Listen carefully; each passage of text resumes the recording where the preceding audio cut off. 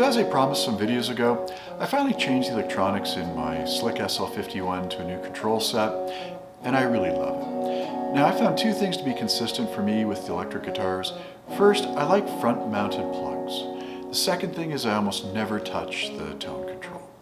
And so my SL51 is my favorite guitar for improvising and innovating and changing out electronics on it. My previous electronics set, as you know, was a very complicated one. It had phase reversing, it had series and parallel switches, all kinds of stuff. But now I want something simpler. And the way I do my builds is I get a very inexpensive, fully built control panel, strip off the stuff I don't like, drill extra holes in it, and reassemble it with the circuit just as I like it, maybe with a few extra parts.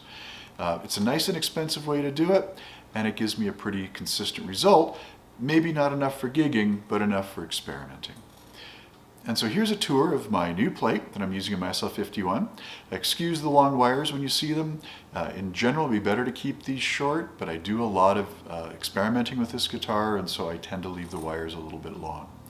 Now the only downside to this particular version of the control plate is the control plate that I got with, or that I purchased is actually a little bit wider than the one that came with the guitar originally, and so I have a little bit of overlap with the pickguard. It sits a little bit higher than maybe it should.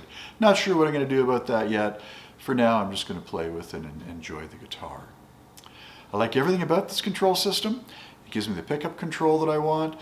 It's very comfortable. I like the form factor. I like the way it sounds, especially now that I'm running it through my new Boss GX100.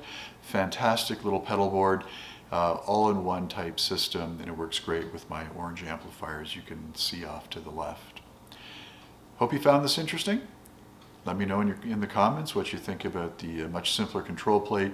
I've included a schematic as well throughout the video, and so you can see what I've been doing.